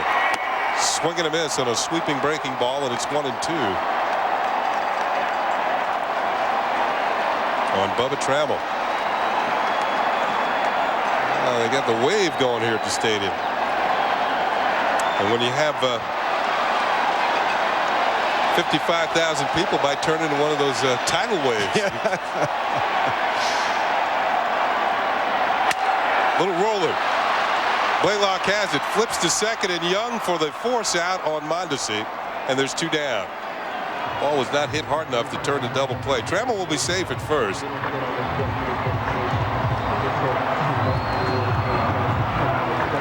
It was good recognition by Blaylock. Yep. He didn't whip it over the second trying to get 2. Do whatever you can to get that out. He made Michael Young, the second baseman, stretch out like a first baseman because it threw him a little underhanded changeup. It felt with Mondesi's speed, that's the only way he could have made that play. Yankees have 3 hits. Alfonso Soriano has 2 of them. A double in the first and a double in the third. He also struck out swinging in the 5th.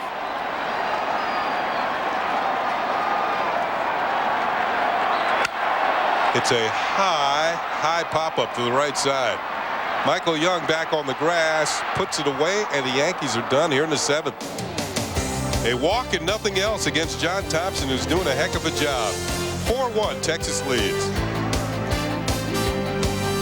Perfect day. That pitch ripped foul. Mussina went 7 innings, gave up 7 hits. 4 runs, 3 earned runs. 2 mistakes. The 0-2 pitch to Gonzalez, and then with first base open, caught a little too much of the plate to Palmeiro. Other than that, he pitched another good solid ball game. 1-1 to A-Rod.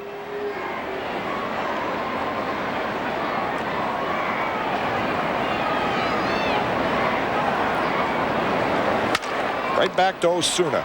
Make the play himself. 1 away. This is one of those games, Kenny, that you make a case for is it good pitching or bad hitting. You know, the Yankees against a guy like Thompson, they did see him in Colorado one time, but they're a pitcher that they're not really that familiar with. You couple that with guys like Giambi who are not swinging the bat well, and it adds up to a pretty good day for John Thomson. Yeah, Joe Torre mentioned the ball club is flat right now, but they're also talking about going into Boston. He said if you're flat in Boston, that means you're dead. Yeah, that's right. There's Palmeiro, low for a ball. I'll tell you, the one guy who's looking at that scoreboard saying, "Oh no," is Casey Fossum. I mean, the Texas comes in here with the least effective pitching staff in the league, and they shut the Yankees down, particularly their bullpen. They have so far. It's way outside, 2-0, and you just know. There's no park that can bring hitters out of a slump like Fenway Park. I mean, it's solid green. The ball looks like it's as big as a volleyball. And the hitters feel they can reach out and touch the wall in left field. 3-0. Don't know if this is on purpose or Osuna's just lost control of the strike zone, not giving in anything to Palmeiro to hit here.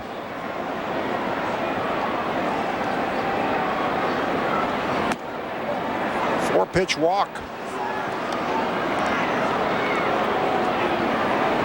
First walk handed out by the Yankees. Mussina went 7 walkless innings along with 6 strikeouts. Juan Gonzalez steps in. He has 1 hit in the ball game, but it was a big one. That was the damaging blow on an 0-2 count. After Mussina had struck out Blaylock and A-Rod, Palmeiro singled, and on an 0-2 pitch, Gonzalez hit his 14th home run of the year out into the Yankee bullpen. That leads the league. First pitch, a ball. That's 5 in a row now that have missed the strike zone.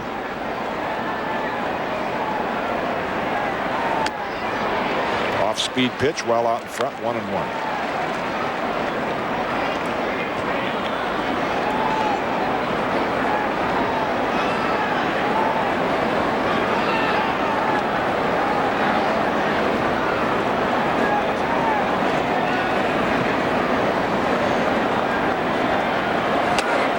Pitch, same results. 1-2. That one wasn't quite as good as the previous one, though. That one was a little closer to the middle of the plate. He flips another one out there. Make sure it's this could be a ball. Maybe to get Gonzalez to bite. In the dirt. Posada blocks it nicely.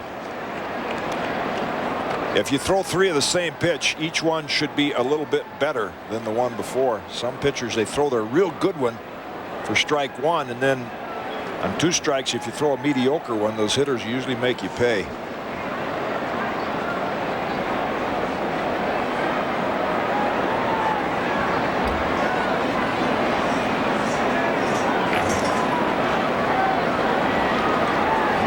Got him.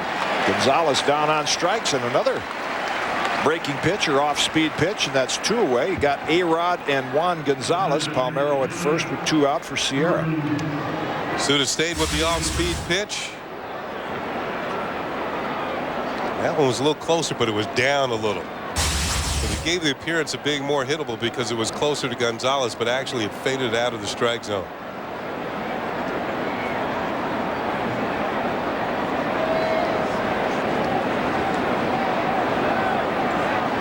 Sierra 1 for 3 against Mussina. Low for a ball. Aaron Foltz, who pitched well in Friday night's extra inning win for the Rangers. He's a lefty they picked up after he had been with San Francisco last year.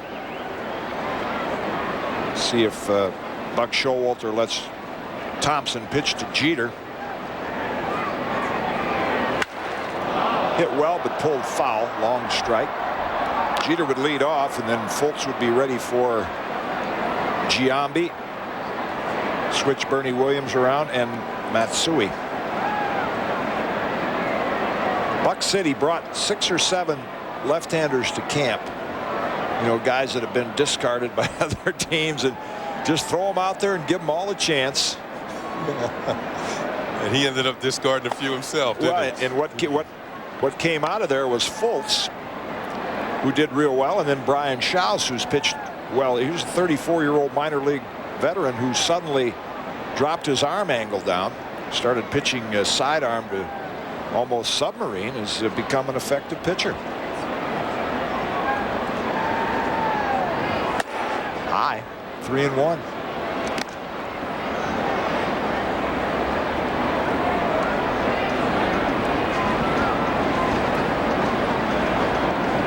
Michael Young would be next.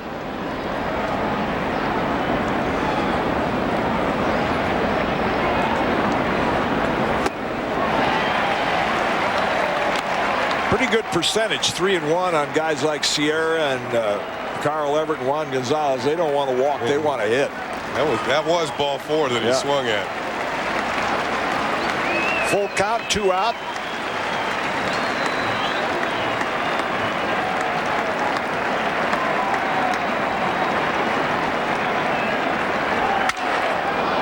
Off the end of the bat to center, Mondesi is going to put it away in short right center field. So Osuna pitches a scoreless 8th. Derek Jeter will lead it off for the Yankees against John Thomson in the bottom of the 8th. Yankees trail by 3. The bottom of the 8th, you don't think of John Thomson as a strikeout pitcher, but he's had a few of them today, Kenny. He has struck out a season high 7 or tied it. A couple of breaking balls for strikeouts. Fastball to Derek Jeter. Breaking ball to Soriano. High fastball to Giambi. Changeup to Posada. And a backdoor breaking ball to Robin Ventura. 7 strikeouts for John Thomson. And Buck Showalter wants him to get 1 more out, get Derek Jeter out. He has lefty Aaron Foltz ready in the bullpen. Strike 1. Those sinker ball pitchers, the deeper they get into the game, there's the lefty, the more effective they can become because they get a little more movement on the ball. And that's been the case of John Thomson today. That one's upstairs, and Jeter fouls it down the right field line. Long run for Gonzalez, and he'll run out of room as it falls into foul territory. Yeah, that pitch was by design upstairs in the strike zone after a slider down low that Derek chased. Then they elevate, change the plane.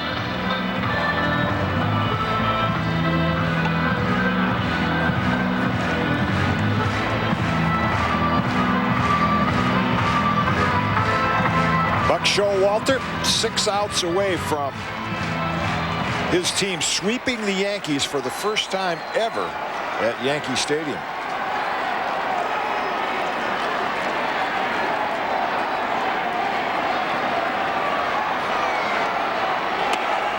Low, 1-2.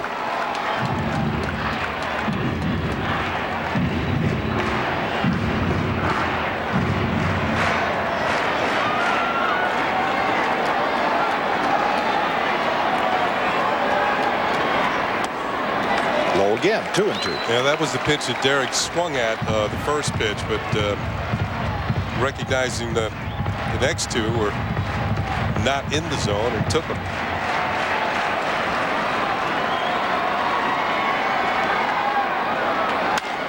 Hit well to right field. Gonzalez back is going to put it away.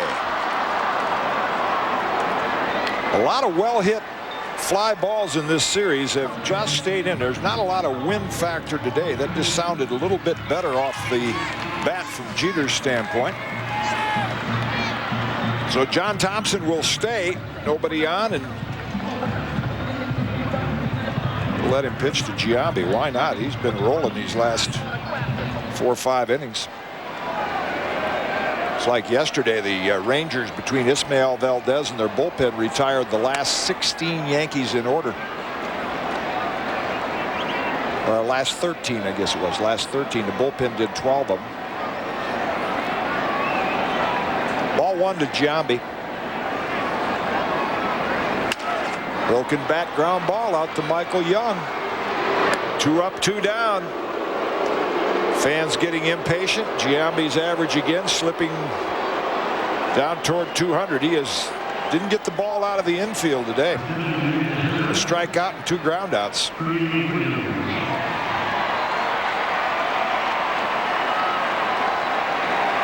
Giambi's average now at 203.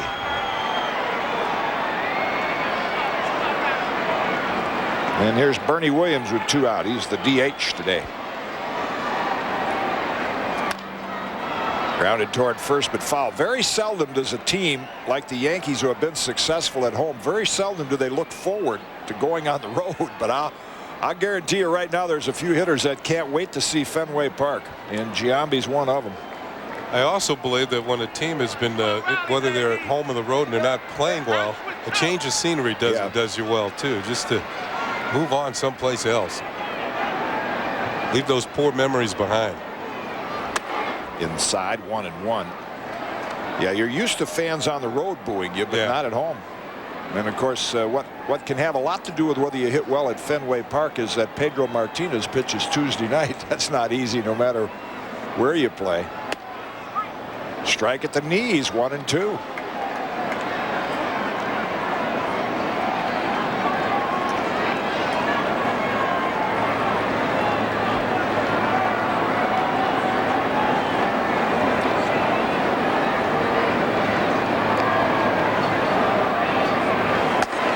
Just outside, the count level at 2. John Thomson pitching the game of his life here at Yankee Stadium.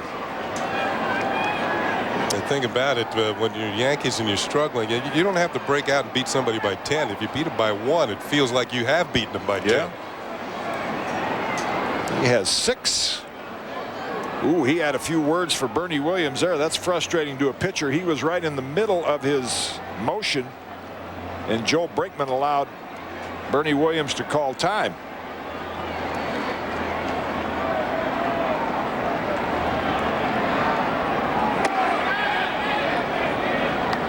Ooh, another nice break for the Yankees there. Checked in time, and the count is full. Those are tantalizing pitches, those breaking balls down and in. It looks like a fastball. You start the bat. He held up. Yeah. Swing there. Oh, he missed it, and Einar Diaz couldn't hold on, and Bernie is going to get to first base.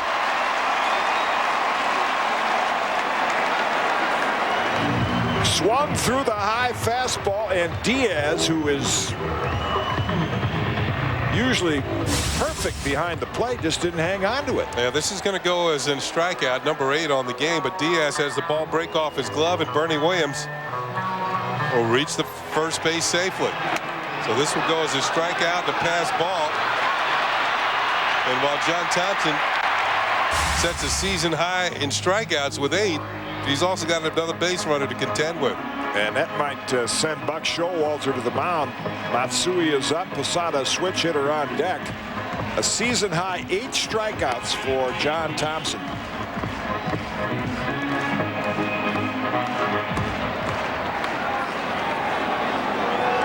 Matsui with a line drive double to left center in his last at bat.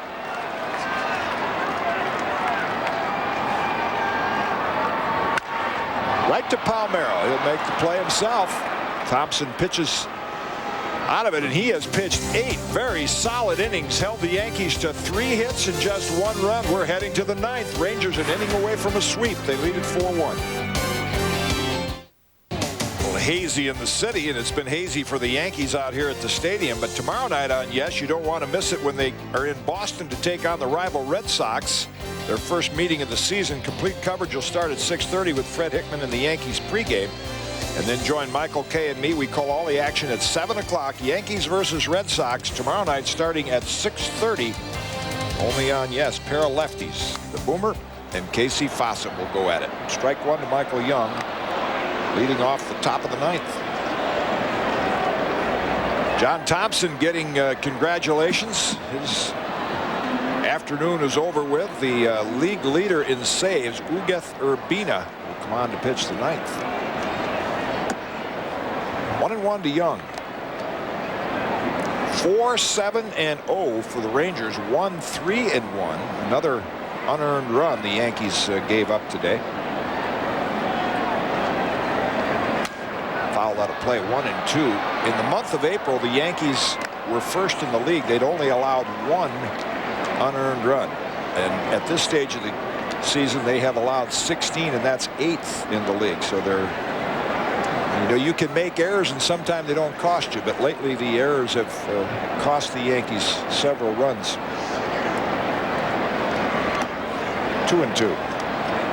Now, we mentioned the fact that 6 of the top 10 home run hitters in the league are in this game today, and there's only been 1 home run aside in this series. So the pitchers have done a pretty good job of keeping the ball in the ballpark.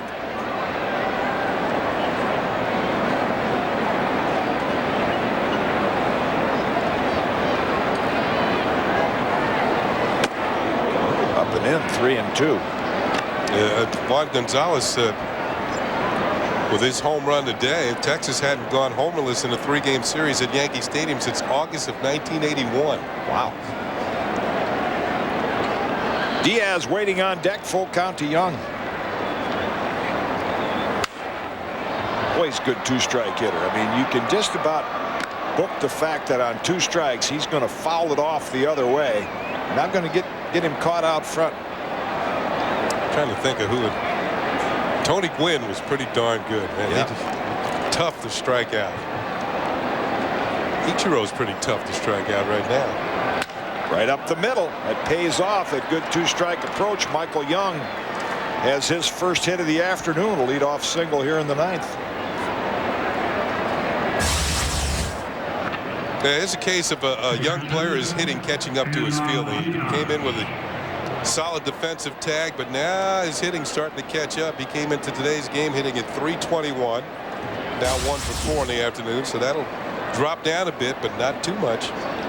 You know who was real good that same way right here in a Yankee uniform for years is Tugboat, the late great Thurman Munson. Boy, he was a good 2-strike hitter, could take it the other way. Lou Piniella too. Yeah. Willie Randolph. Here's Diaz. See how Buck Showalter opts to play it. Yankees want to see if he showed bunt. They threw to first base. In fact, earlier, I think it was last year, Lou pointed out to me the Yankees were built powerful left-handed hitters back in the 70s and the 80s, and the contact hitters on the right-hand side of the plate. Low for a ball. Well, that's another thing about baseball and comparing eras and records. Every stadium's a different size. Other sports that doesn't happen. Put Joe D in Fenway Park and Ted Williams here in Yankee Stadium. Records would be a lot different. As great as they were.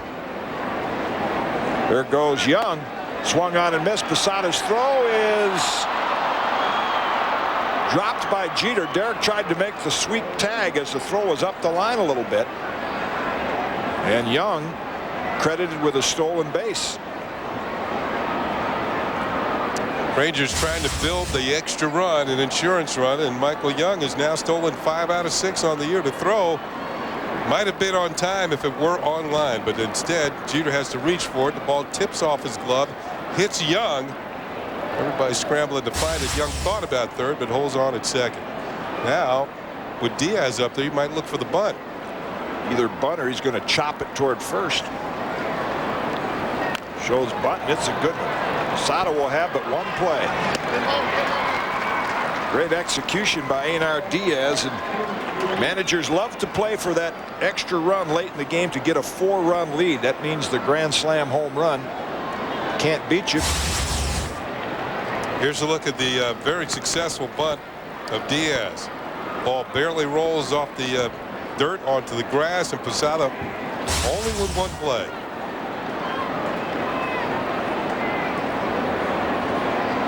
Looks like Herbert Perry is going to come off the Ranger bench to pinch hit for Donnie Sadler. Chris Hammond getting ready in the Yankee bullpen. Ladies and gentlemen, pitch hitter batting for Sadler, number 35, Herbert Perry, number 35.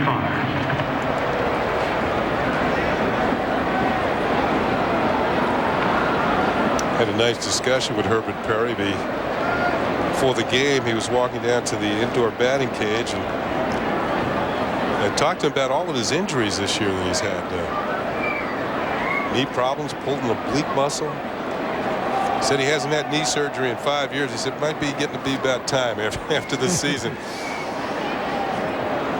Clean things up in there. Obviously the Yankees will bring the infield in, and Buck Showalter just looking for a long fly ball from a little stronger hitter than Donnie Sadler. Right to Ventura. He'll gobble it up, and Young will have to hold at third. The big second out for Osuna and the Yankees.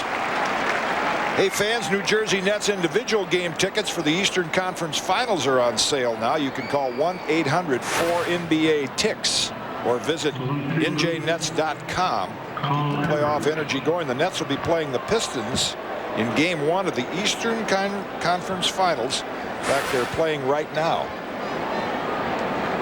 as we speak. Joe Torre's going to the bullpen and bring in Chris Hammond to face Carl Everett with 2 out. Michael Young at third in the top of the 9th. We'll step aside for a few moments. Yankees down 3. Hammond will try to keep it that way.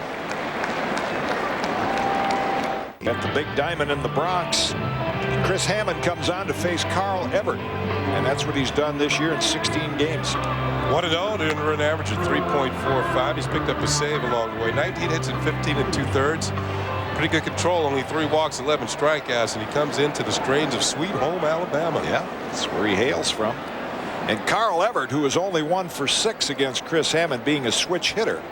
This gives you an indication how Chris is more effective against right-hand hitters, because Everett is going to turn around and hit left-handed against him.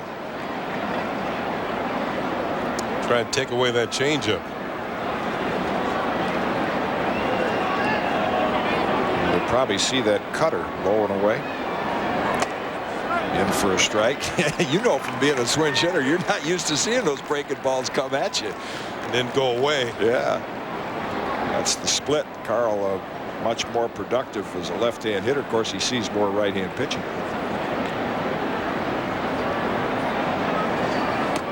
0-2. That's the reason why I would never do that. I might be rethinking this decision. Jump over to the other side. You can do that. He can do that. Oh, can he? But he can't do it during the during the windup. Right. He can in between pitches. He can step over. Yeah. Hit well into right field for a base hit on an 0-2 breaking ball. Giambi started to break for it, then went to the bag, and Everett tucked it in right between Giambi and Soriano. And the Rangers have a 4-run lead. Must have been Deacon on those first two, although this pitch is not as good as the other ones. This is up where Carl can get to it and put some decent wood on it. That's a perfect example of you talked about earlier. If you throw the same pitch, the third one has to be better than the first two. Here's Blaylock. High center field. Matsui is there. Puts it away. But Buck Showalter got what he wanted. He wanted one more run. 5-1 Rangers there. 3 outs from a sweep here at the stadium. Posada to lead it off for the Yankees. And it's time for the play of the game. It's brought to you by Continental Airlines, the official airline of the New York Yankees. Continental Airlines, work hard, fly right. The Yankees had a 1-0 lead until 2 outs in the 4th inning when Juan Gonzalez picked on an 0-2 pitch. Hit his league-leading 14th home run of the year to give the Rangers the lead. They haven't looked back. That's our Continental Airlines play of the game. So Buck Showalter is staying with his starter. Maybe because they picked up the 4th run, it's not a save situation. John Thomson has 6 complete games in his career. 0 for a ball. Psychologically, if he had Urbina ready and they'd already told Thompson that he's out of the game, this is tough for a pitcher. When he thinks he's out, go back out there. We'll see how he handles it. High in the air to right, playable. Gonzalez. One away. Boy, that had some hang time. So John Thomson with 6 complete games, 2 shutouts in his career, and he's now thrown 127 pitches. Of course, when you're a sinker slider guy like that, and with his motion, probably throw 200 a game. There's Ventura. Another fly ball. Everett. Looks it into the glove, 2-away. Thompson 1 out away from a complete game, and the Rangers 1 out away from a 3-game sweep for the first time ever at Yankee Stadium. What a sweet return to New York for Buck Showalter. Now, Kitty, has that happened to you where the managers told you were out of the game and then you stayed in? No, never did. Most of the time when your closer's ready, if he is ready, they just bring him in. You know, unless you were to score 6 or 7 runs. Reminder, after this game, stay with Yes for the Nissan postgame. Feature detailed analysis of today's games, interviews with players, scores, and highlights from around the league. The Nissan postgame following our game right here on Yes. Fouled straight back. Now, the league was hitting .291 off Texas when they came into this series. Look what the Yankees have done against them so far in 3 games. They have scored 8 runs, and their average is .208 against this Texas pitching staff. Ball and a strike. Obviously, you feel a little more comfortable pitching in Yankee Stadium than you do at the ballpark at Arlington. 2-1. If John Thomson gets 1 more out, this would be his best complete game effort ever, a 3-hitter.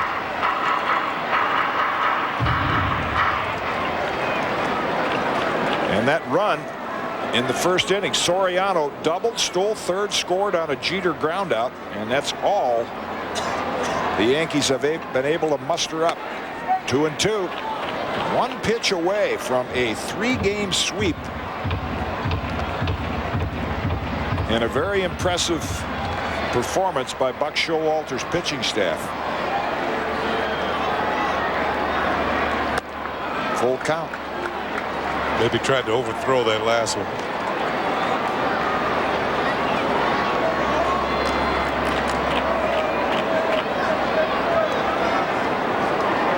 Trammell hoping for an opportunity. Got him. Called strike 3, breaking ball on the inside corner, and what a job by 29-year-old right-hander John Thomson. A 3-hit complete game win. And Buck Showalter's Rangers come in here and sweep the Yankees 3 games, holding them to just 8 runs. The Yankees 1-5 on the homestand, and they'll be happy to get to Fenway Park. Juan Gonzalez, the big blow today, that 2-run homer. We'll be back to the stadium to wrap this one up. The Rangers win it 5-1 behind John Thomson.